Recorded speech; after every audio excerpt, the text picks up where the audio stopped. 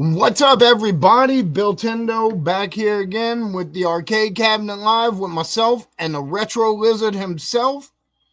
What is up, Here to peeps? co-host, here to do the damn thing. The damn And thing, man. yeah, I'm actually pulling up YouTube now so I can see the comments. Although I think they pop up on the screen, so I probably don't even need to do that. But whatever. Yep, right on the right It, side. yeah, it's kind of what I'm used to as far as I do a lot of the Facebook lives for the wheels and stuff like that. Right. I always what up, Jay Schutz? Glad to see you, buddy. What up, Jay? I'm always I always put my phone on with the live stream on so that I always see exactly what you guys are saying. So like if there's a technical problem, I know about it. If I'm freezing and stuff like that, I know because I'm watching it too. Gotcha. You know? And so I always read the comments from there. So Joel, how has your week been? Well, my week's been good. My weekend was nice. Was getting over being sick last week. I was a little sick on the show, but although I wasn't trying to show sick as fuck, boy. Yeah, I had some nasty sinus headache thing going on that lasted through the weekend, but doing good. Back in the saddle, back in the mix this week. Busting out arcades, knocked out 2 of them today, built 2 more. Gotta have those done hopefully right after Thanksgiving. Get those shipped out. It's been a good week. Been a real good week. Picked up Modern Warfare 3 last week. Worst fucking game I've ever played. Worst Call of Duty game I've ever played. I'm so disappointed and mad about that, man. I'm a big Call of Duty Modern Warfare fan from the originals, and when they redid Modern Warfare 1 and 2, I was really excited about that. Modern Warfare 1 I thought was really good. Modern Warfare 2 I thought was pretty good, and I was really looking forward to Modern Warfare 3. I didn't watch any of the reviews because I didn't really care because it's Call of Duty. You know, I was gonna like the game no matter what, probably. And I was completely wrong because they completely changed the gameplay system on the campaign. I don't do online. I never play online. I am campaign only. And I've always loved those games because of the campaigns. And they changed the campaign. Like the first level was normal Call of Duty style. And every level after that, I only played up to level 4 or mission 4. And so it was open. It turned out to be open world. Not open world, open combat is what they call it, which is basically open world. They give you a mission and you have to go all over the map to do it by yourself without your crew. And so it's basically like you're playing online, but you're playing online by yourself against the AI. I hated it. I hated every moment of it. So, let me ask you a question because it's something I've run into with the Zelda franchise and the Zelda fandom. Do you feel like as a Call of Duty fan or a fan of series like that, do you find that the developers struggle to find that sweet spot, that balance between just re-releasing basically the same game and changing things up too much to where it alienates the previous fans? Because it seems like whenever you have a game come out that's in a long series, that's kind of what happens. Either people complain that it's too much like the previous game or it's too far removed from the previous game. See, I don't mind if it's too much like the previous game because I'm buying the next game because of the way the previous game played and how it was. So I'm one of those guys, if it ain't broke, don't fix it. You know, you don't have to. You can remaster things, you can change some things around.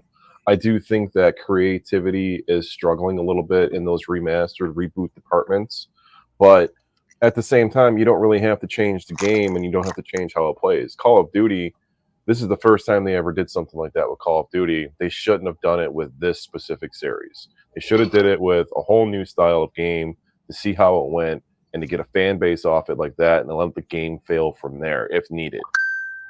Shouldn't have did it with a current series that they're running through. There was no reason to change it up. And like I said, the first level was your normal Call of Duty style, and then all the levels after that were not. You know, so like the mission 2, you're this woman named Farah, and your job is to put GPS trackers on shipping containers. Okay, but the shipping Okay. containers are all over the shipping yard. No problem. It's a solo mission, so no problem at all there, right? I didn't think anything of it. Next mission, you're going in with your crew, but then when the level starts, it's just you on the playing field, and you have to take out these 3 helos that are all over the map. And I was like, I kind of was trying to dig it, just giving it a shot, and I didn't really like it. And then when I got to mission 4, again, same thing, and cinematics going on. I'm with my crew. We drop in, and then I'm just by myself, and I got to take out everybody on the map to get to this captain who has a key card, so I can get into an underground bunker, meet up with Farah, and then shut down a warhead bunker thing so that I can close it, so I can shut it off. And one of the parts of the mission was I'm cruising up, and there's 3 dudes to the right that I can snipe and take out, right? But in a normal Call of Duty game, when you go to do something like that, you would aim at one of the guys, and then the other guys would be aiming at them, and they'd be like on your mark, and you pull the trigger, and then you would take them down all at once.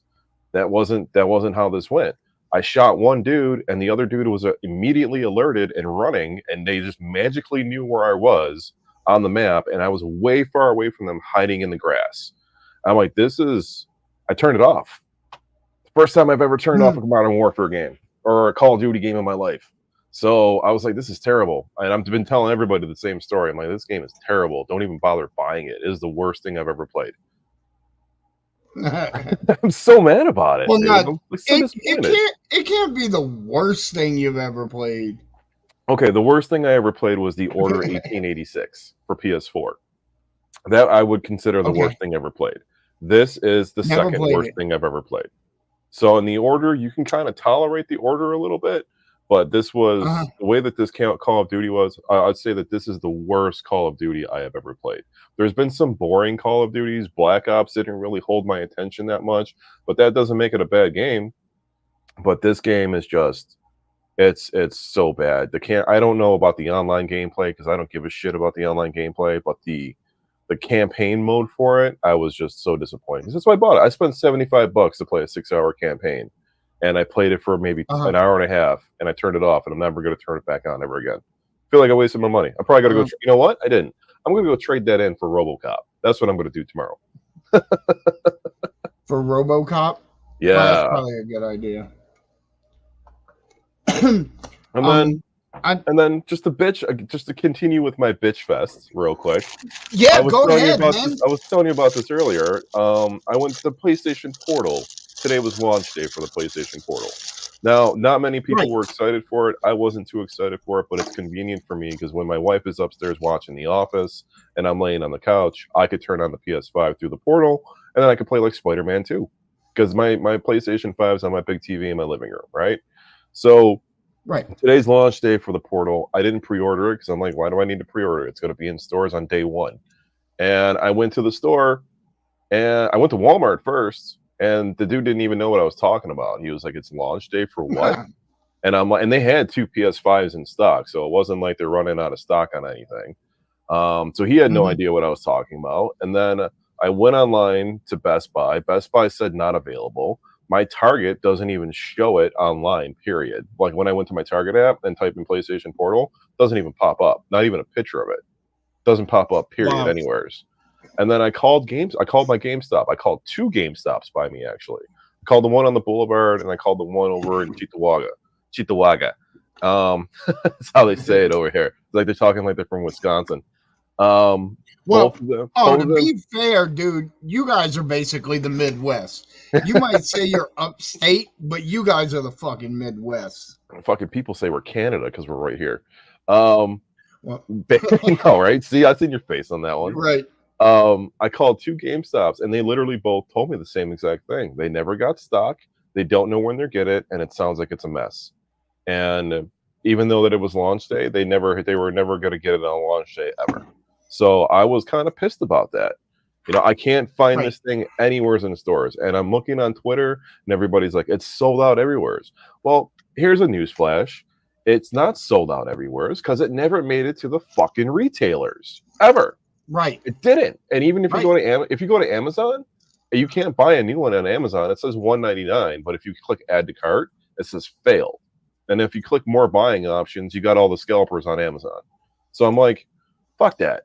I'm like, this is stupid. I'm like, this thing should have been in stores today, and I should have one in my hand.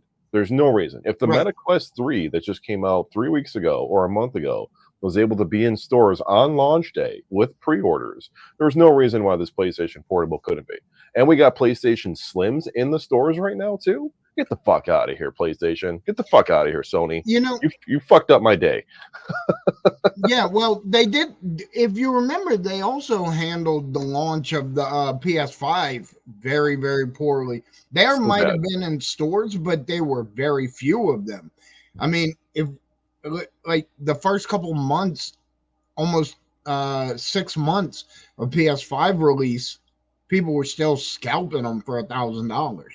Yeah, I paid $650 for mine. My buddy ended up getting one from Best Buy on one of those pre-order deals, you know, when they had the online thing going on.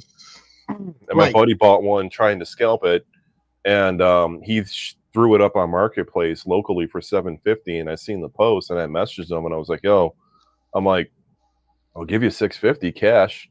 I'm like, if you want to drop it down, I'm like, you know who I am. I'm like, I'm not going to stab you in a back alley over one of these things. Right. And he's like, yeah, I could do that. So, hey, Vic VP's in the chat. What's up, Vic? I'm like, I'll take that for $650. And that was, I think, 7 months after the launch. It was like, no, it wasn't. It was when was it? It was closer to, it launched for Christmas that year, so it was the next fall. It was, because not too long after that, I started seeing the Ragnarok version in the stores. So yeah, Uh-huh. yeah, it was like fall time because it was still cold outside. So it was like fall time 2022. I think that came out 2021, something I like don't that. I forgot remember. what year it was. It was it was just such a mess. So I'm not 100% certain because I don't really play modern consoles other than my Switch, to be honest. Right. What exactly is the PlayStation Portable? So the Or PlayStation Port the is PS it's just an extension of the PS5. So it's not like a PSP. It's not like a Vita. It's basically right. almost, you treat it as a second screen, but it takes a PlayStation controller and it puts an 8-inch 1080p screen on it. And it links directly to your PlayStation so you can stream your game through it while somebody else is watching TV. How is it tied obviously it's tied to your PS5. Right. Is it a certain distance? Can you go outside your house with it, or are you stuck within, say, 33 feet, like Bluetooth technology or something? You're supposed to be able to go outside. I watched one review where the guy took it in the backyard. He didn't mention how many feet away he was, but he was in his backyard, showed his house. He probably was maybe about 15 feet from the back door of his house in his backyard in the sunlight playing it outside. And he was playing it just fine, but he did comment that, you know, when the sunlight hits it, you're not going to really see the screen. It's not really meant for outdoor use. So it's Right. meant for inside. It only works if it's connected to a PS5. So it's not like you can take it in the car and go somewhere in the car with it. Ooh, excuse me. So So go somewhere in the car. basically, it's a little bit like the gamepad for the Wii U. Like you could take it in Yeah, another room and transfer the game to the gamepad. Um, I used to do that. I had my Wii U set up in the living room, and my wife. We have a breakfast bar in the kitchen, and my wife would be cooking. She's like, "Play your game in here." And at that time, I was playing Wii U a lot, so I just transferred to the gamepad. And since then, I've just played basically Switch for the last couple of years, right. as far as Yeah, modern stuff. I mean, the PlayStation Portal is definitely not going to be for everybody, but for a dad like Right, me, when my kids are watching Bluey and I want to jam on like Spider-Man 2 or right. something, because Spider-Man 2 is a fantastic game, and I haven't been able to play it in a week because I haven't had control of the TV upstairs. So I'm like, and it's when it's 11:30 at night and I'm already I'm going to bed basically. I'm not trying to stay up and game that late Right. right now, especially during the week. But like if we weren't talking right now, I'd be sitting in the living room. My wife would be watching. I think she's watching Scrubs. I'm not going to make her turn off Scrubs so I can play Spider-Man 2, and I'm not going to drag my Well, that's because PlayStation all the way Scrubs down is to a the basement. solid show. That's what I'm saying, right? And I can play the PlayStation Portal, and I can listen to Scrubs in the background while my wife's watching it too. So, but yeah, that's basically what I was getting it for, was something like that, in a situation like that where I can just chill on the couch and I can just play it while my wife's watching TV. No big deal. But I'm really mad. I'm salty That, about it today, man. I'm real salty about it. It's only you should be. $199 too. It's only $200. It's cheap as shit. It's not that expensive. Definitely would be worth it for dads. And I'm like, I don't even know when I'm going to get one. I don't even know if I'm going to have one before Christmas right now. And I don't even know if I want one by then. I wanted it today, and I don't got it today. So now Right. I don't even want to go out and buy it because I'm pissed. Now I'm like, I'm not buying it. You had your chance to sell it to me, and you didn't. Fucking failed launch, man. I call that a failed launch. I really do. I don't believe anybody where it's sold out everywhere. I really don't. I think it's bullshit, and I think that it didn't even make it to any retailers across the country, and that it's just people think it's sold out, but it's not because it never made it there. That's it. Sony fucked up the launch again. What a surprise. What a fucking surprise, right? I swear a lot. Sorry, guys. So do I. I have a terrible mouth unless I'm around my mom. And then my mom's a little Catholic lady, so I got it from my mom. My mom doesn't curse, Joel. My mom uses fake curse words. Like what? And she has mine. Instead of saying shit, my mom says poop. She's like, oh, poop. Okay. She use substitute fake curse words for curse words. My mom doesn't curse. Okay. Okay. Unless, and I'm very proud of this, out of 4 children, if I get my brothers and my sister working with me, we can irritate my mom enough that my mom will tell me specifically to shut the fuck up. And that's always like, everybody's it's like, you did it. Real excited. Yeah. We'll irritate the hell out of mom until she tells me to shut the fuck up. That's hilarious. So what's up? Tell me about how has your week been, Bill? Tell me about your week and tell me about your background you got going on here. Oh, yeah. Okay, so first of all, my week. Shipping out tons and tons of the Nintendo X Retro Lizard consoles. Holy moly, I've been talking to you all week about that. It's, constant nonstop. I'm glad that's killing it for you, man. That's awesome. Yeah, dude, I couldn't be more excited about it and more appreciative, to be honest. So just the rest of my week besides that. So my wife has 2 jobs. I have the one, I sell games, right? And my wife has 2 jobs. Now, one of them is a full-time job, and the other job she did for a couple years before she moved to this job, where she helps run a construction company. And she still goes in there a couple days a week. Okay. We know the owners of the company very well. They're very, very kind people. And the owner wanted me to go take a look at a little job, just like building a bathroom in somebody's newly finished basement and stuff like that. So, great. So that's what I've been doing during the day this week. Okay. And yeah. Now, when you're doing construction and your wife that works with the construction people, does your wife cat call you? She cat calls me all the time. I don't know why. I'm mildly attractive at best, man. It's just I guess because I'm funny. She laughs at me constantly, even when I'm not making jokes, so I don't get that, but because you're a funny guy, brother. You're a funny guy. Yeah, she definitely cat calls me. So yeah, that's how my week's been going. So like I was over there all day today, and then I got home and I'm trying to hurry up and box up a bunch of stuff for shipping. And that's why when it was time for us to go live, I just basically come sliding in sideways, and I'm like, okay, I'm ready. And it's like 1 minute till. And and when we're done here, I have to package up more stuff. It's frazzled, nervous. Packaging takes a long time. It really does. People don't understand. Like, you got to package up 20 boxes. It's not something you could do in 2 seconds. No, You know? no, it is not, dude. I sell retro light gun Oh, boxes, basically the same PC that you're using for the Build X Retro Lizard. And I had to pack up yeah. 10 of them today and get them out. But, we got to test them to make sure that they work before we get them out, right? Yeah. Right. So today was me putting the hard drive inside it, testing all 10 of them at once, making sure they turn on and go, and then wrapping them up in the bubble wrap. And then I use USPS boxes. So, you got to tape those because they don't fucking come self-adhesive, and they're Right. medium-sized boxes. So it's like, all right, I'm folding, I'm taping, I'm wrapping up in bubble wrap, and then you got to, tape the bubble wrap around and shit. Yeah, it took me 2 hours. Straight up, 2 hours for 10 of those.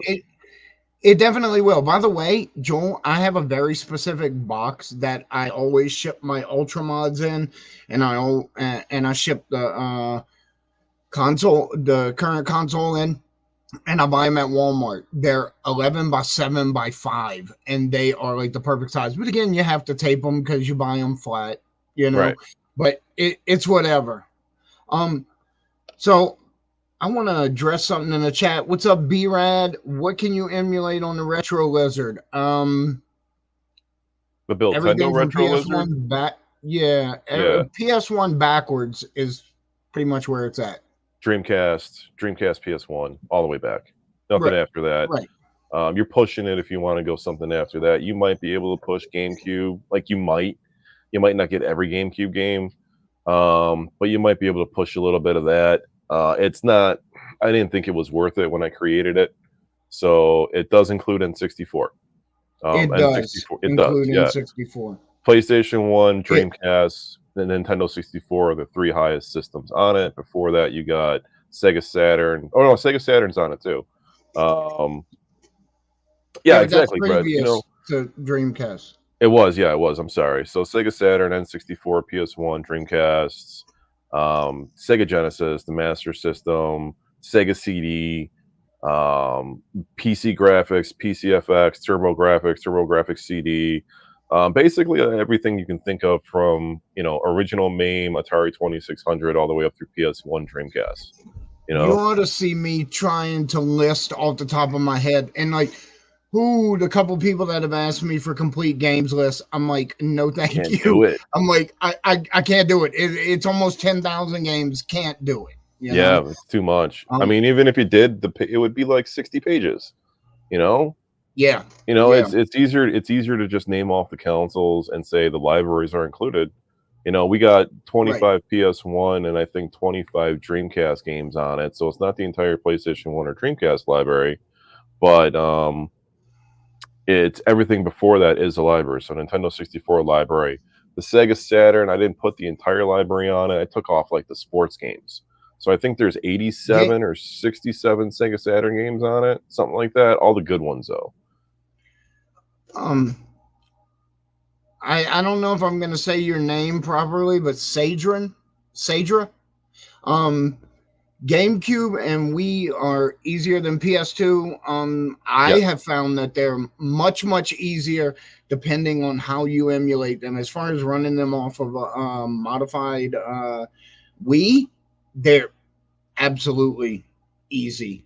Getting a PS2 emulation to run smoothly with a wide variety of games is difficult.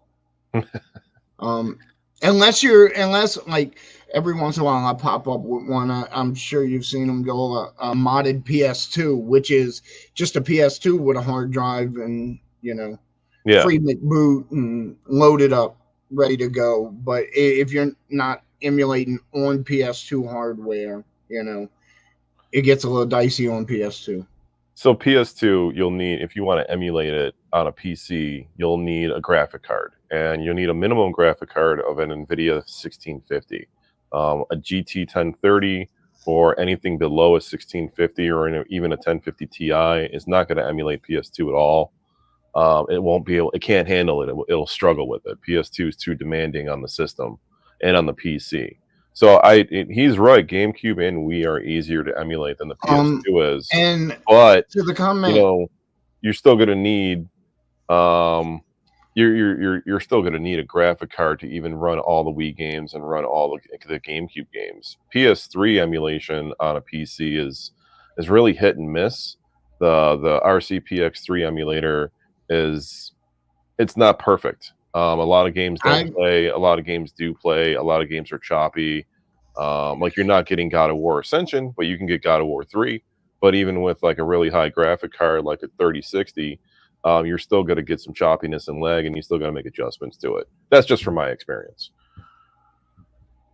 Yeah. I have found that when it comes to the PS3, the best way to do PS3 is the same as PS2. Do it on a PS3. And just load a PS3. I haven't been able to emulate PS3 functionally on anything else. You know, you can get it going, but it just doesn't go well. And it's not going to handle a wide variety of games. Right. Setting it up a certain way will get you certain types of games. But even doing that, when I do a PS3, I can get PS3 and PS1 to run fantastically on a PlayStation 3. But getting the PS2 to run good on a PS3 is a major pain in the ass. Right. At least it has been for me. So, I mean, like everything has its limitations and everything has its, ups and downs at the end of the day. But for me, like some things are better. Modded Wii's are better for me. If you ask me for Wii and GameCube games, the mini PC outperforms the Pies because they just the Pies trash. They have the processing power. Yeah, but Pies were not designed for that. People use them for that, but they don't really have the processing power that they need to run things smoothly and was consistently. The Pi 4 could barely handle Nintendo 64, all the games at least. A lot of the Nintendo 64 games worked, but a lot of them didn't work. Like you're not playing GoldenEye on a Raspberry Pi 4. I used to use those in my arcades back in the day. That was the thing to use in the arcades was a Raspberry Pi. And they just can't emulate that high. Now the Raspberry Pi 5 coming out, it's supposed to be spectacular, but honestly, the Raspberry Pi 5, it's too little too late.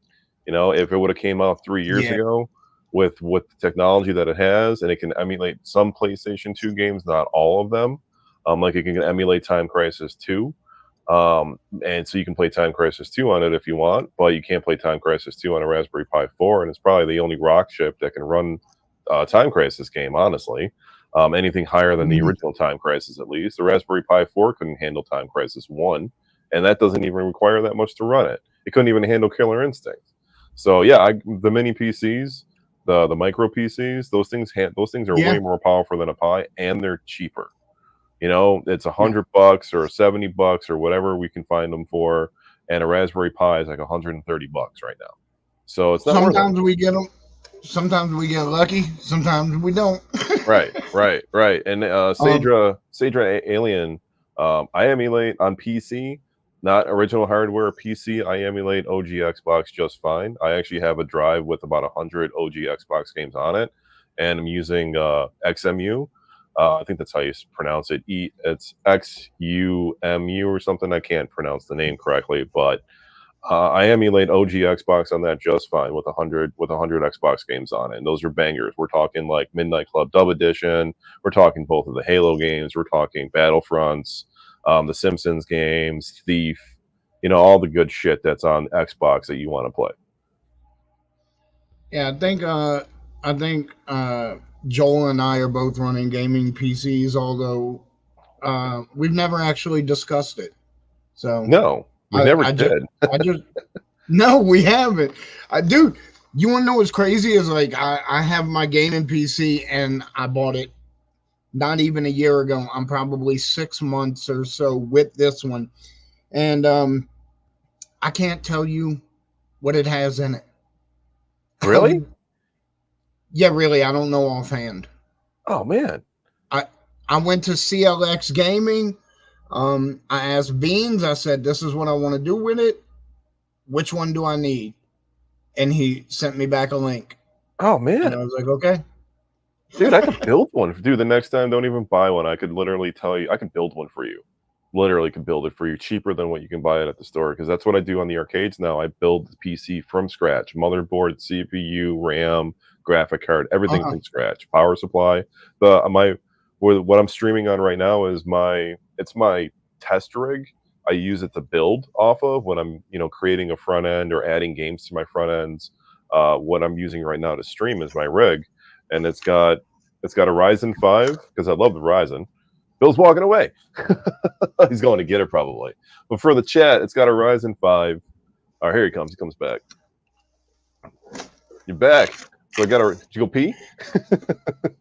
No. I turned on a light. Got it. I So just realized it was off.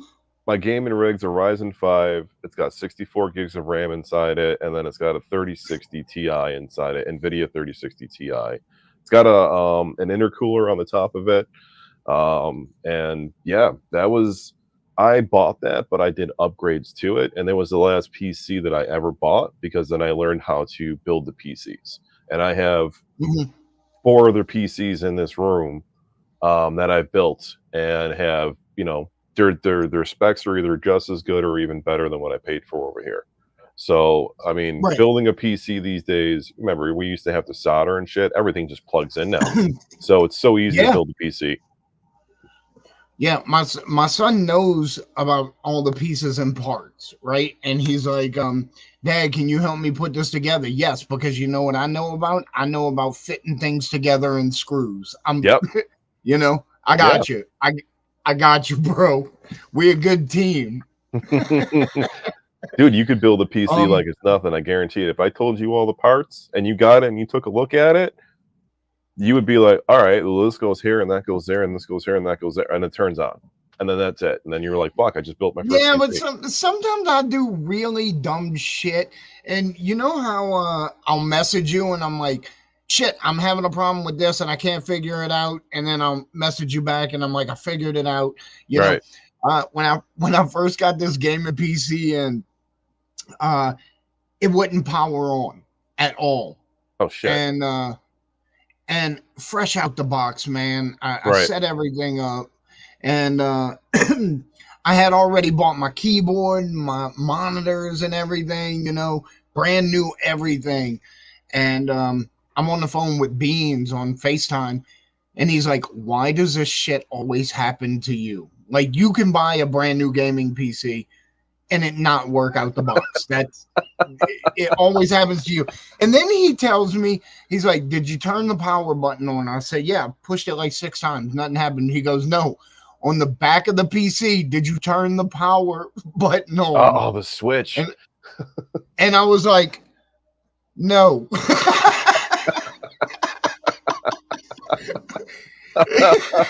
Dude, I have to do that with customers. When I send the PC out, I have to make sure that switch is flipped on because the customers will plug it in and be like, oh, it's not turning on. I'm like, there's a switch on the back. Make sure it's flipped up. Oh, man.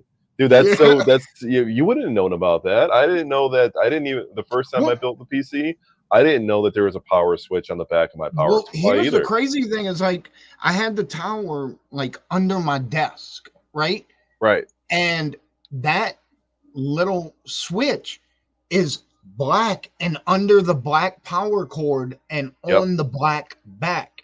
So I never saw it,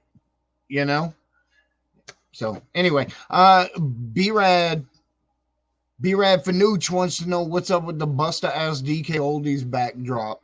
So yes, tell me. It's actually left.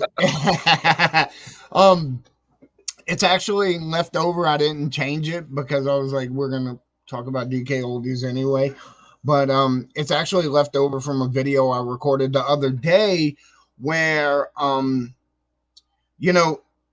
have issues with DK Oldies because they only take from the community. They don't ever give anything back.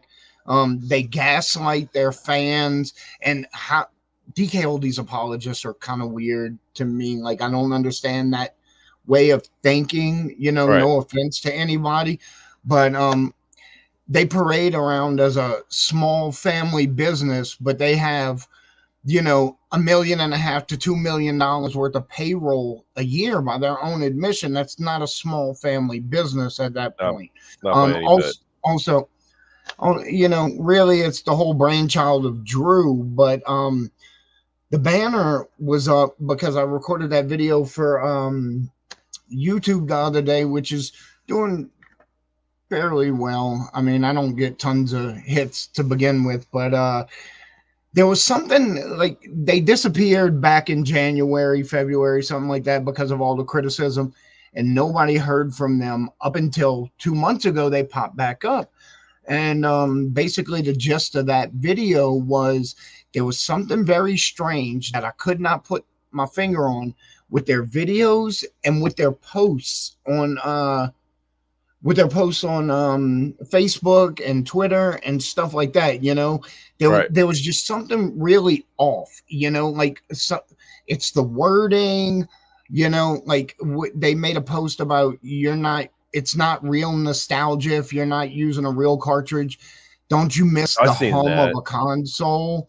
Yeah. And I'm like, why are you talking about if your console is humming, it needs to be recapped. You got problems, dude. Your consoles don't hum. And so for me, this is like triggering things. And then I'm watching all the videos, and I'm gonna say the boxing and unboxing videos are scripted for the simple fact that it's always the same video. They're just showing you different games, right? Yes. So it's the same video over and over. You just see a different game. So since they came back, they've started including this guy Hunter in the videos with Joey and sometimes on his own.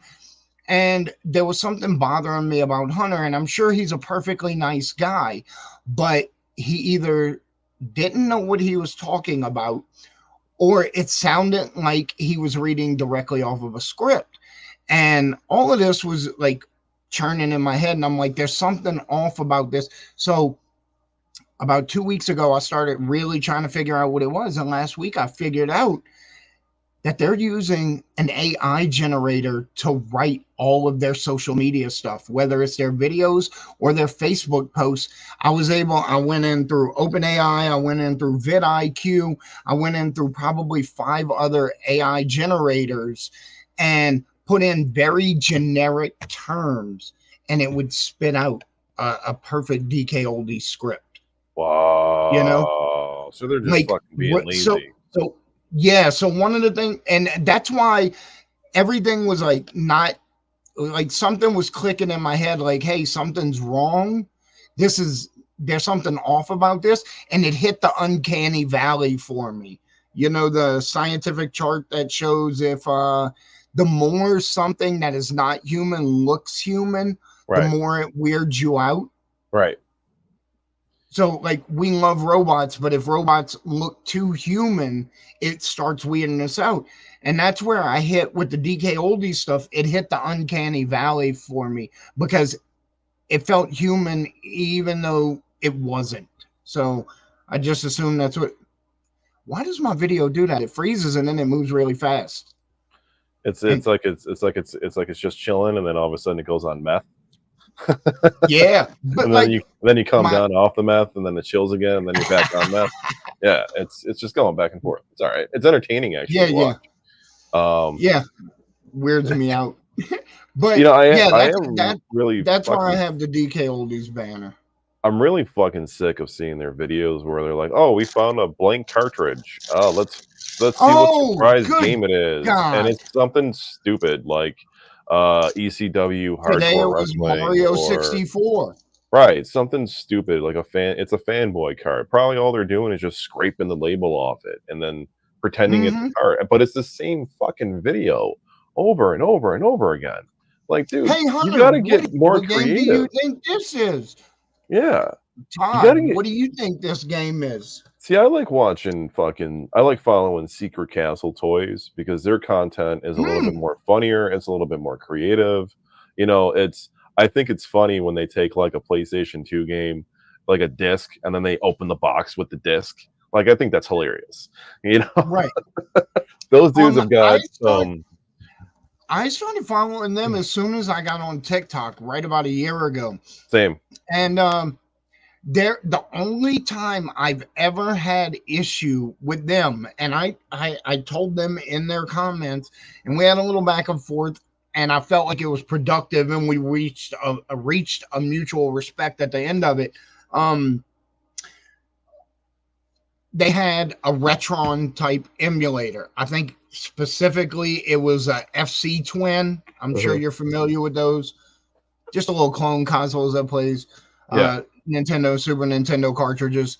Um, and they said, nobody deserves this trash, and starts busting it up with a hammer. And I'm like, let's be realistic. Like, I have a lot of customers, and a lot of people are on budgets. And if they just want to play games and they don't care about owning original hardware, like those FC Twin consoles are good for somebody just starting out on a budget until they can find the consoles they want at a good price. I'm like, that's like a $30 console, as opposed to what you're going to pay $100 for an NES. You're going to pay $100 for an SNES. Now you're $200 in just to play the two cartridges you have, plus whatever you pay for them. You know, that's why I like the you could EverDrive. be $50 in and playing both. Yep. So I feel like we had a productive back and forth over that, and overall I like them. They come up with some pretty entertaining stuff. I like when they do their little skits about people trading stuff in and stuff like that. I almost bought on one of their TikTok videos, they were unboxing some stuff, and it was N64 games, and they pulled out a N64 Mario Kart not for resale, and I collect the not for resales. And I'm like, I commented on there. I'm like, is that for sale? Like, is that real? And they're like, yeah, it's on our website. Go ahead and buy it. And I went on their website. They overpriced it. And I wasn't gonna pay what they were overpricing it for. But in terms of what that game is worth now, like 4 months later, the price has gone up on that game 4 months later, actually, on fucking eBay. So they're right at the price of where it was 4 months ago on eBay. So I'm like, fuck, I should have just bought it 4 months ago from them. But it was a little high for a not for resale cart, and I think Mario Kart 64 is a little high on eBay too. I think it should be lower for what the game is, but is what it is. That's just personal opinion. But yeah, their games that they're showing unboxing go right on their website. So you can go ahead and buy all the stuff that they're unboxing that you see. You know what? It's crazy. That's good strategy, man. Like, you film the video, you put the stuff on the website, and then you release the video. So when people are like, oh shit, I forgot about Banjo-Kazooie, they go, and then there it is. Do you guys have Banjo-Kazooie for sale? Yes, we do. That's good marketing, man. I've failed to market on TikTok. But TikTok's hard, man. I say that I've sold a number of items through DMs on TikTok. People will message me and they're like, hey, can I buy one of these? And mostly I just direct people to the website. Right. For those that don't know, it's BillTendo.com. BillTendo.com. Also, Joel has a website if you're interested in arcades. And other things too. Retro Lizard CustomArcades.com. Retro Lizards CustomArcades.com. Western New York's #1 home arcade experience. Got to get that customer voice down there and the radio voice. I'm so happy to announce. So if anybody here is local watching from Buffalo, New York, I am happy to announce that I am a proud sponsor of the 97 Rock Slick Tom show from 7 to midnight, Monday through Friday, starting this Monday. So I sponsor his show, and I'm going to be the sponsor of a show for at least the next 3 months through February. And I'm probably going to continue on after that too. I'm probably going to be the sponsor of a show over the next year, if not longer. But yeah, Retro Lizards. I'm trying to get my name out there locally more, man. So it's I hear you. It's all about marketing, right? So I looked into billboards, and to put a billboard in the suburbs in like Williamsville, New York, it's $1,500 a month just for a paper cardboard billboard, right? Yeah, and don't you have to sign like a 6-month contract or something? Yes, you do. where you do. So, right. And you got to pay a certain amount up front. You got to pay like the first 3 months up front too. There is a digital billboard company around here though too that has a few billboards, and they got them in some good spots. There's a specific spot that I wanted where the 90 splits off going into downtown Buffalo and then going into the South Towns. There's a digital billboard Okay. right there. So I contacted the company for the digital billboard thinking that it would be cheaper because it's digital and they're having multiple people flash across the screen on those things. No, it was more expensive. $4,500 a month. I was like, get the fuck out of here. I'm like, this is stupid. I'm like, so that's when I looked into radio advertising. I'm probably going to try to get a commercial on the TV too. Just something Those quick and things simple. change every 30 seconds. Shouldn't they be cheaper? They should be cheaper. They should be a lot cheaper. They should be cheaper than the regular billboards. So yeah, $4,500 a month. I'm like, get the fuck out of here, man. I'm like, that's insane. Like, how do people afford that? You know, how do companies afford that? You know, it's I don't understand the marketing on that. Marketing There's budget. a ton of overhead. I've been trying to do a marketing budget for so long. It's difficult though. You and I both know because we both started our businesses and we both work full time in our businesses. The absolute hardest thing for us is getting our name out there. Yeah. I mean, because pretty much I'm assuming that you are 90% carried by word of mouth like I am. Yeah, I You am, know, and then but also, yeah, I do some Facebook advertising now these days too. But how people found me is 90% word of mouth. right, right. And so we develop because we grow through word of mouth and organically, it's a slow growing bubble. Yep. And to get that bubble bigger faster or even get outside of that bubble into a new bubble is tremendously difficult. It's one of the things I've had the hardest time with because I have a good bubble. I'm not going to lie. I have a great bubble. My bubble has supported my family for the last, 3 years or so. But I have trouble getting outside of my bubble. I try to push out all the time, and it's difficult. It's hard. It is. It's difficult. It is. I'm having trouble getting back in because like locally I was in back in 2020. You know that all my business was all local business. I had no national business back then because I had no website. So I was all local word of mouth, and then I stopped and took a break for like 6 months, and it died off. And that was my fault because I didn't do any advertisement. I technically was quitting it. I was trying to move away from it, and I ended up bringing myself back into it and kept going with it. And then I opened the website, and once I opened up my website, my national business from just my name alone, from word of mouth in the communities, just went off, man. Just went off because I'm known in the arcade community. If anybody's watching, I'm not known for holding back. I tell people how it is. I don't give a fuck, and I don't rip people off. That's the biggest thing. You cannot be in this business and then ghost people. That's the biggest thing. Communication is key, man. It is. Look, all of my customers know Bill is a slow shipper. You know, because I have so much going on. I don't ship quickly, but I communicate with everybody. I let everyone know because communication is key. It really is. Matter of fact, Joel, while we are talking about our bubbles, we're going to start doing a giveaway. Type the word bubble into the chat if you want to be entered into the giveaway. So I got a fantastic little stack of PS2 games here. Beautiful condition, all of them CIB. Right. Dead to Rights, Need for Speed Underground, Tony Hawk Underground, and Pro Skater 4, and Micro Machines. So I'm going to give this away to somebody. All you have to do is type the word bubble into the chat, and I'll enter you onto a wheel, and we'll spin it in a few minutes. Well, hold on. Before you do that, I can show you an easier way to do it since you're using StreamYard. StreamYard has its own giveaway tool. Did you know that? No, it doesn't. It does. I swear to God, it does. I use it 4 times Sunday night. What? I swear to God. So here's all we have to do. We're going to have to use a hashtag, but I want to get you to pull this up first. All right. So go to your Google and type in StreamYard portal. Okay. Actually, you don't even have to do that. Just go to your StreamYard. Go to your StreamYard studio.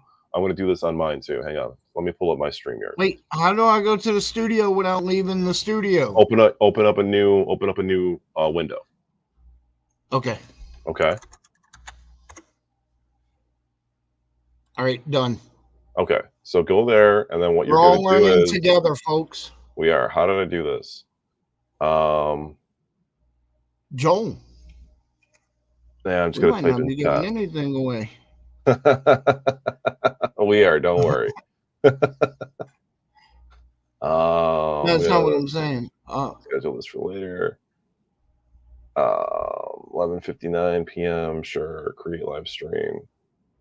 But let's make this unlisted because it's a test. Create live stream.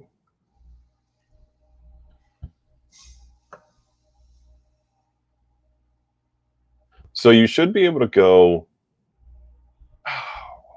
Hang on, let me go back to StreamYard here. StreamYard giveaway tool.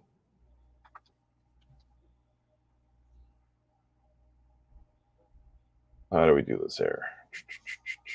StreamYard's giveaway tool. Here's what we do. Here's the instructions. Step 1, create a broadcast from your StreamYard homepage. You already did that. Step 2, Yes. engage your new audience. In a new tab, open the StreamYard giveaway page. Choose your team. Where is it? Okay, so I'm going to put this in here right now into the private chat on our stream. Hang on a second. Mm-hmm. There you go. You should be able to click that. All right. And now when that new thing comes up, it's going to say giveaway tool. And then you're going to have a drop down that says choose live stream. Choose the live stream that we're on right now.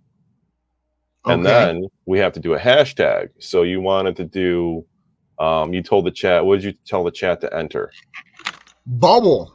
Bubble. So do hashtag bubble. Hashtag BUBBLE. Okay. And then click start collecting comments. And now everybody in the chat, if you want to win these PS2 games, type in hashtag bubble into the comments. And then it's going to collect all of your names automatically into that tool. And then you can hit the draw and it's going to go. You just got to bring it up on the screen so everybody can see it.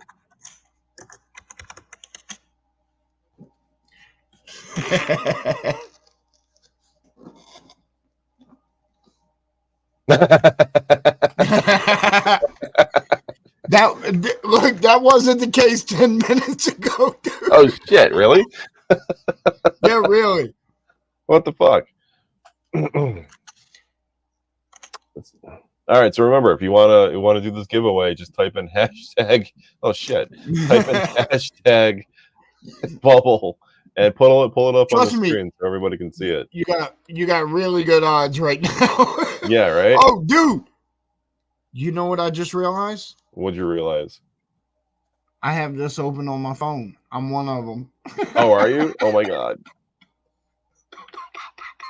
That's hilarious. Where'd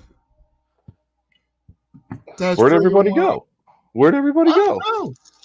I don't know. That's pretty funny. My friend Beth always watches the next day with her daughter. Everything I do, nothing ever live. She watches the next day. I don't know. Everybody's going. Yeah, that'll happen. That'll happen.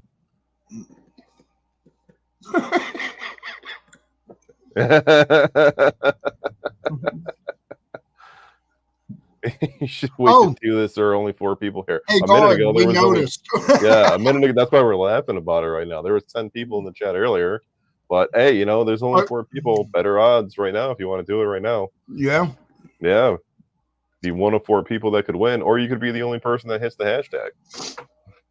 That's or true. We can just probably save it until the next show. Hopefully, we get more viewers on the next show. Yeah, we gotta market this better. That's what we got to do. We definitely got to market. Oh, absolutely. Yeah. I wanted to talk to you about that. I'm gonna need a picture of you for a poster I'm working on. It's It's very specific. But yes, as a matter of fact, like I get so busy that sometimes I forget to like promote, Right. you know? So do I. Sometimes I But don't have time to promote. yeah, it happens, man. We get very, very busy. Like I will say, Joel, it does my heart really good that this job I'm doing for Mario during the day, there's no phone signal at this place, man. So you're I love it. getting nothing. You got nothing. You're back in the 90s on that one. Dude, I download true crime podcasts on Spotify before I leave the house. Got my headphones on. That's it all day, man. Just do work Nice. all by Nice. myself. Dude, marketing and keeping up on social media, though, is hard, man. You know, to post on TikTok, to post on Instagram, to post on YouTube, and to market that way, and then to post on Facebook and market that way. It's really fucking hard. It really is. Yeah. It's and it's hard since it's hard to keep up with. Right. You know, I just finished 2 arcades in my garage today, and I didn't do any videos on them. I didn't do any recordings on them. I didn't even take a photo of them because I'm going to get them out on Monday. And I'm like, I'm getting, I don't want to say I'm getting worn out from doing it, but it's like, I just don't have the time because I'm moving on to the next thing to build. Dude, you know? And sometimes I will finish packing a box, and as I'm putting a label on it, I'm like, this is a semi-rare item. I should have made a video on it when it was in my hands. Right. Now, right. Like, it's like my racing arcades. I have 4K and 1080p. I've never had one of those next to each other. And in my garage right now, I have one of those next to each other. I have a 4K and a 1080p right next to each other, and they're both done. So I could make a video comparing the 4K to 1080p for marketing and to show my customers the difference between the resolutions and the gameplay on it. Right. But I don't feel like going out there right now, you know? So, I feel like you and I both do our businesses, and then we do our creative ventures. And these two are not the same thing, even though it's in the same field. Yeah. When I'm packing orders, I'm taking in new merchandise, I'm doing all of that stuff. Content creation is the furthest thing from my mind. And when I'm making content, whether it be working on my YouTube channel, Instagram, Facebook, TikTok, whatever, selling anything is not really in my mind. So like I'll make all these social media posts and forget to promote myself. Right. Like I forget to say, man, later I'll be like, that was a really good opportunity. I should have plugged the website there. You know? Yeah, I do the same shit all the time. Yeah. So yeah, man. How many people we got in the chat now? 3. Oh my god. Maybe we should share the giveaway. Maybe we should. Yeah, maybe we should. Either way, this is still enjoyable. We're not doing this for people that are watching right now. We're not doing it for views. We're doing it just to bullshit with each other and talk about stuff. Yeah, make good content. It's fun. It is. This is a lot of fun. Yeah. We expect people to watch it at a later date. We don't expect people to be live watching it with us. It is what it is. Right. Mabuchi. That sounds like it. I was gonna have. I can make anything sound inappropriate, man, but I'm not gonna. It's a very unique name, man. Love the name. Yeah, oh, man. Is that your actual name, or does that have some kind of meaning behind it? Is it a reference to something? That's his YouTube channel. Curious. Well, yeah, but it might be a reference to an anime character or something. Because, like, I'm gonna reveal something about myself here that a lot of people don't know. Joel, do not Google this afterwards. I probably shouldn't even say it. It is. So Mabuchi, it is anime. I just looked it up. See, called it. So before I really got into video games, I nailed it, man. I'm fucking good. Fucking nailed it. Fucking nailed it. Fucking did Anyway, it. um, so I used to do referential names on social media before I like decided to uh clean up my mentality and just do video game content. I had an Instagram meme page with over 30,000 followers that I just shut down one day, but it's the name of that was Feral Jesus. Feral And Jesus. that Yes, and that's actually a reference to the TV show Arrested Development, where Job goes to do a magic trick where he's dressed like Jesus. He goes in a cave. He's supposed to escape from the cave. And instead, he ends up in a storage locker. And then they come through with cameras like a month later. And it's like a storage wars thing. And they open the locker.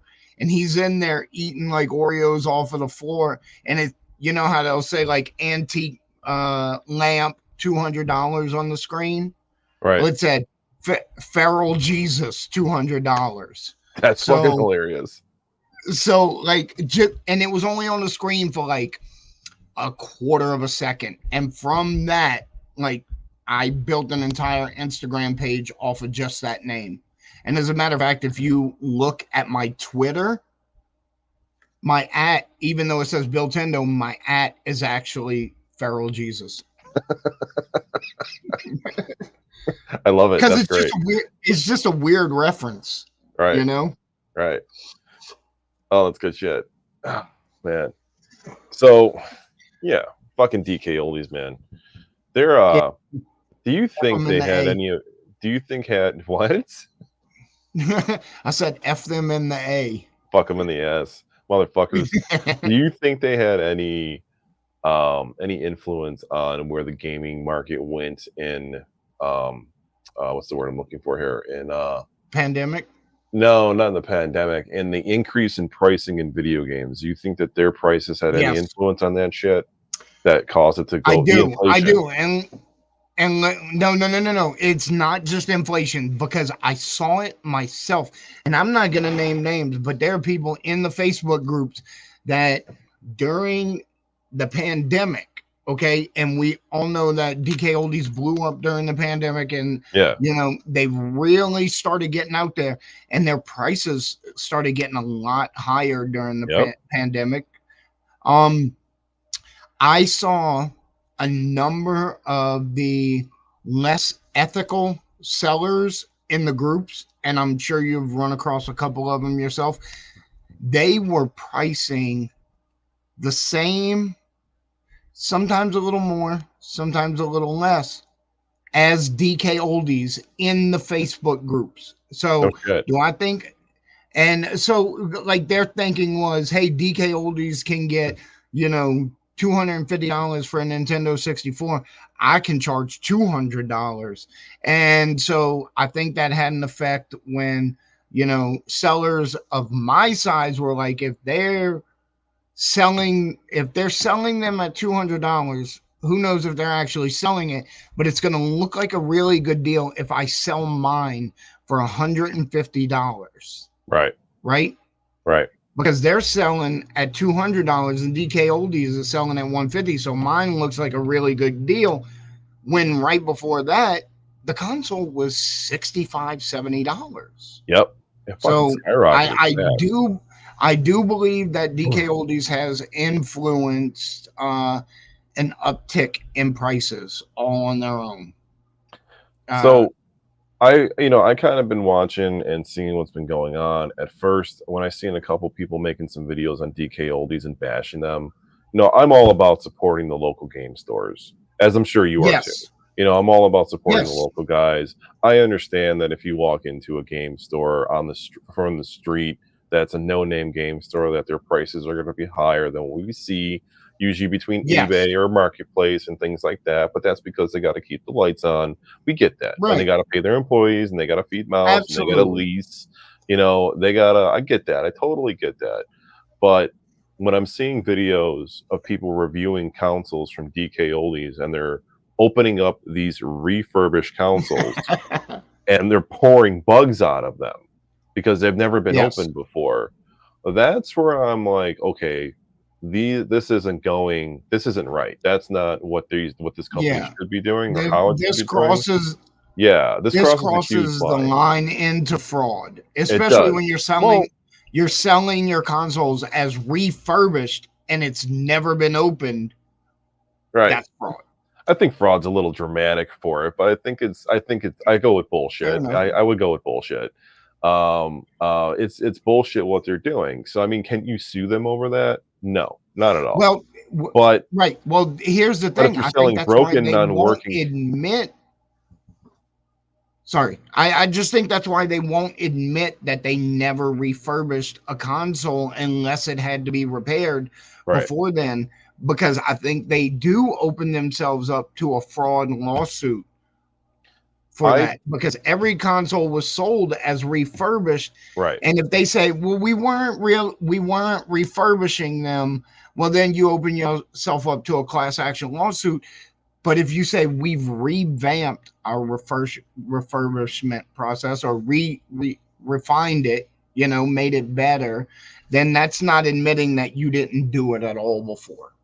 Now, I think that if I was the owner of that company and I seen a review video where somebody opened up any console that came from my store, and I'm confirming that he is a customer from my store, and I'm saying that it's a refurbished console like it's supposed to be, which means you open it up, you clean it, you confirm it's working, you put it back Right. together, you throw it on the shelf, and you get it out the door. If that was me and I seen somebody flip it over and dump bugs out of it, I would immediately find out who packaged this up and sent it out, and who's responsible for refurbishing the consoles. If I don't know already, who's responsible for refurbishing these consoles? You're fired. Like, this Yeah. motherfucker just made a video and dumping out this shit. I would have to go do damage control on YouTube, apologize to that person, refund him, send him a whole new fucking console if needed, and then get a whole new person in there to make sure that they're opening these things up and getting them out. I understand that if you get too big, like they're pretty big right now. DK Oldies is turning into a Right. household name. They're a pretty big company right now. Like you said, $1 million to $2 million a year in payroll. That's a lot of money. That means you're big. You're a big company at this point. You should have at least 2 to 3 people working in your business, opening those consoles up and cleaning them. That's their job. It doesn't matter if they're getting paid minimum wage or if they're getting paid $25 an hour. Your job is to make sure this is refurbished and it's working. And if it's not, try to get it working and get it out the door. I was looking for broken Nintendo 64 consoles on eBay years ago, like 2015, 2016-ish. When I was getting into the retro gaming, I was buying broken consoles and fixing them and keeping them for myself. And I did it for a couple other friends too. But I was buying them, cleaning them, fixing them, getting them out the door. So I know how to fix a Nintendo 64 console. So about 2 weeks ago, I was looking for broken Nintendo 64 consoles on eBay. The only seller that sells broken in bulk, I used to be able to get them in like a lot of 10. The only company selling broken Nintendo 64 consoles in that big of a lot now is fucking DK Oldies. Really? And I'm not buying that lot from them. God only fucking knows what's wrong with them. Right. You know, I don't mind if the console's cracked open, because I'm thinking, all right, if I'll buy a broken console, it'll be cracked. I'll reshell it with like the extreme green shell from Alibaba or something. Right. And then I'll get it working. I'll throw it in the console, and then I'll keep it for myself or throw it up for sale on Marketplace and make a buck off it. Right. And because that's what we do. We resell things. That's what we do. We're in the gaming business. We're video game sellers. That's what we do. So I was looking at the lot though, and I'm like, there's no way. There's no way I'm buying that lot. And the lot wasn't that expensive either. It was like, I think it was like $80 for 10 of them. I'm like, somebody knows something's up here if this lot isn't going for any higher than 100. So I'm not buying DK Oldies they show these guys that work there that are taking apart Wii's and putting them back together, which is 1,000 times more complicated than a Nintendo 64. Yeah. If they have a lot of Nintendo 64s that aren't working, chances are you're not getting them bad boys working. Nope. You There's no know. way. There's no way. So for me, I'll almost always buy a Nintendo 64 or a Super Nintendo from somebody that they tell me it's broken, Right. because it usually doesn't cost me anything, and I would say 99 out of 100 times I can get it working again with tear it apart, clean it up real good, and almost always get them going again pretty quickly. I mean, I was about to say, you know what my best selling item is, Joel? What's that? It's Nintendo 64 consoles. Yeah. And I take every single one of them apart to put the region free tray in them so they can play American and Japanese games. And I got my guy right here. Dude, I'm not DK Oldies. I'm a one-man show. And I take the time to blow out every single console, you know? You have to. And then you got to clean it. You got to get that electronic cleaner in there. You got to clean out those pins on it too. Yeah, Yep. You can get one of those shiny brand new. Yeah. I like to use some 99% alcohol with a toothbrush and just give everything a good once over. Like that 99 because it doesn't leave a film. Anything above 91 is generally pretty good. It's not that hard to open it up though and do it. Now imagine if that's what you're getting paid to do. If you came into my shop and I'm a retro game seller, you come into my shop and I say I'm hiring somebody to refurbish my consoles, and all your job is to open them up, test them out, clean them, and get it done. And I'm paying you $20 an hour to do that, and you didn't need a college fucking degree to do something like that, dude. Right. Do your fucking job. Simple as that. That's a golden ticket right there for somebody. That's $30,000. That's over $30,000 a year at doing that full time, 40 hours a week. Yeah. Hey, Brad, in the chat, you got that red PS2 today? That is fantastic, dude. Film me a short video of it so I can post it. I want people to see what we're talking about. Joel, you might be interested in this. So Brad's a buddy of mine, and I like to obtain things for people that aren't, super common. Right. And he's been telling me for a while, he's like, I'm looking for a certain PS2. It's a fire red slim. It was only released in Japan. And you know me, I buy stuff in Japan every day. Right. So after a couple months, I found one, and it was in beautiful condition. I immediately bought it, and I messaged him. I'm like, Brad, I got it. I got the best news in the world for you today. I got the red. I got the red. I got the red. And he's like, yeah. So that's awesome. We made that happen. I also just got him Splash Blue, which is going out tomorrow, PS3, which was a Japan exclusive. Yeah. All the colors were Japan. Well, except for maybe white. I think white was American, but all the other colors were Japan.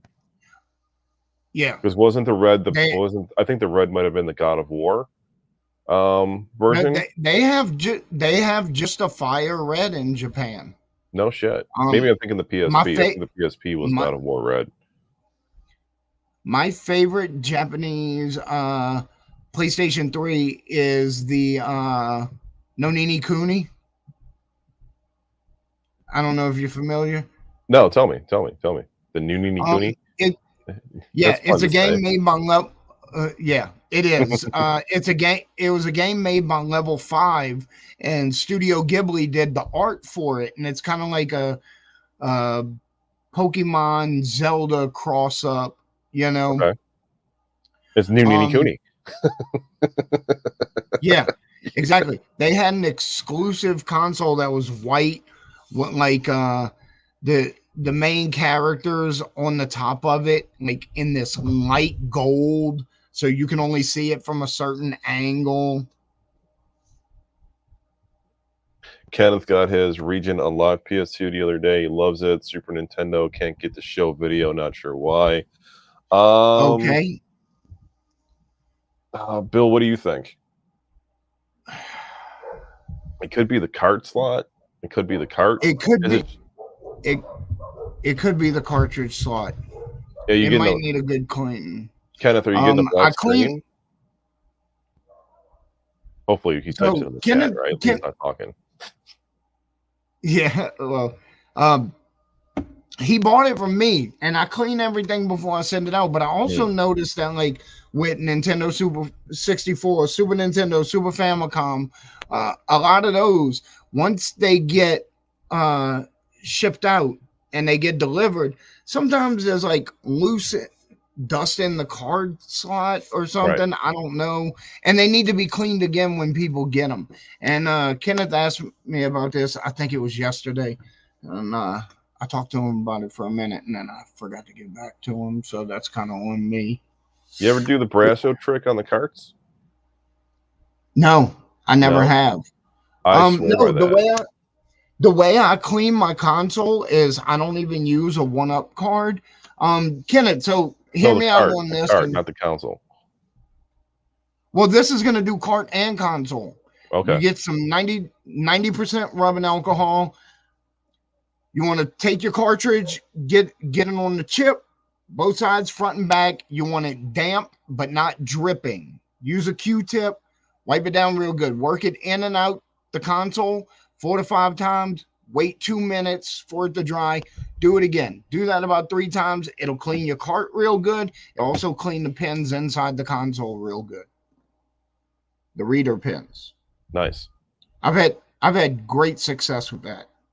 I've had I swear by the Brasso trick. I have great success. I've always had great success with that too. So I take I take the card apart, and then I take a Q-tip with Brasso on it, and I scrub it down, and then I scrub it down on both sides, and then I wipe it off with paper towel. Then I take rubbing alcohol because Brasso does leave a residue. I take rubbing alcohol, and then I give it a good scrub with the rubbing alcohol to get the residue off on both sides, dry it off, and I've had great success with that too on carts. So it cleans them real good. Yeah, Kenneth, that could be a shot. It could work too. If you're cleaning, could always work through the Brasso. Your local Home Depots have them, Lowe's has it, everybody has it. So just got to remember, you got to wipe it off. You got to wipe it off though. You can't leave the residue on it. The residue will end up eating away at it. Right. You can even get Brasso at a freaking Walmart, ShopRite, Wegmans, whatever. They're gonna have it. Yep. Yeah. Yep. What do you think, man? You want to call it, dude? I got to do a login in 10 minutes at 10:30 with a customer. Yeah. Okay. So let's do a giveaway real quick. Use the hashtag bubble in the comments right now. We're gonna do a giveaway. This nice stack of beautiful condition CIB PlayStation 2 games. It's about $50 in value or so. So free shipping. Free shipping. You don't have to pay nothing. All you have to do is put hashtag bubble into the chat. Hashtag bubble. Get those PS2 games. Man, why y'all making me work so hard to give free stuff away? Yeah, right? It's free. I ain't never worked so hard to give free stuff away. It's fucking free. We got one. Look, I tell you what, the next person to enter, we're going to do a 50-50 spin. I don't give a shit. I need one more person to throw me a hashtag bubble in there. We can't enter ourselves either. It's not. There you go. We got next one. Second one's All right. We're going to do it. Let's try this giveaway tool.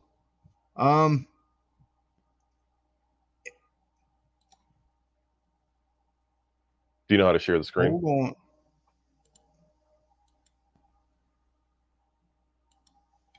Hold on.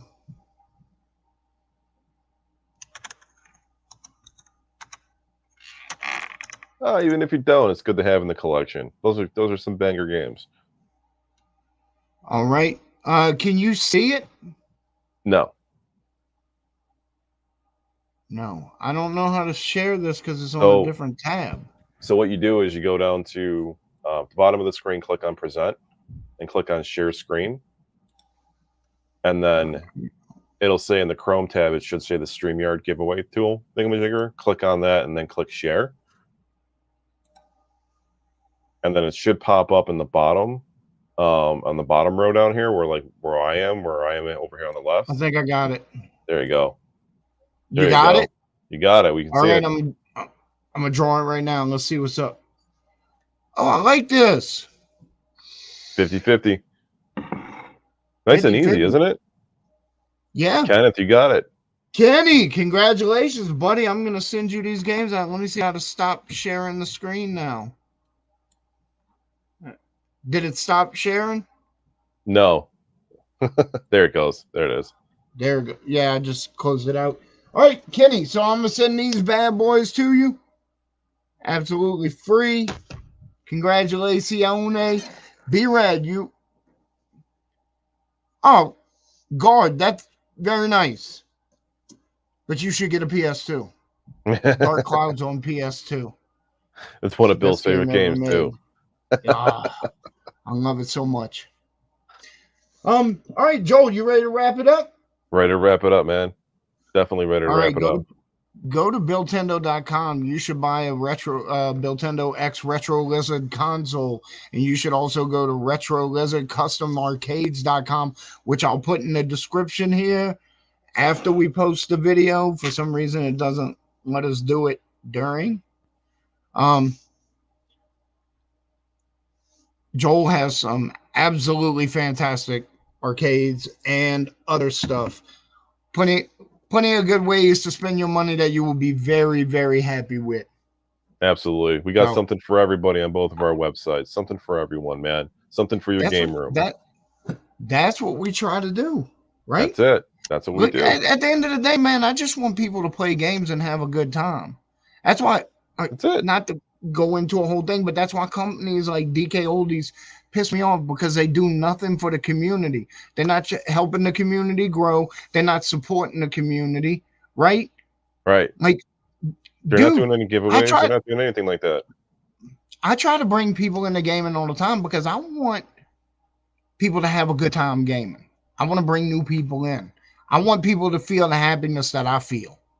You know? Right. Whatever. All right. All right, Joel, let's get out of here. Everybody else, thank you very much. Y'all have a great night, and we'll see you next week. See you guys. Thanks for watching.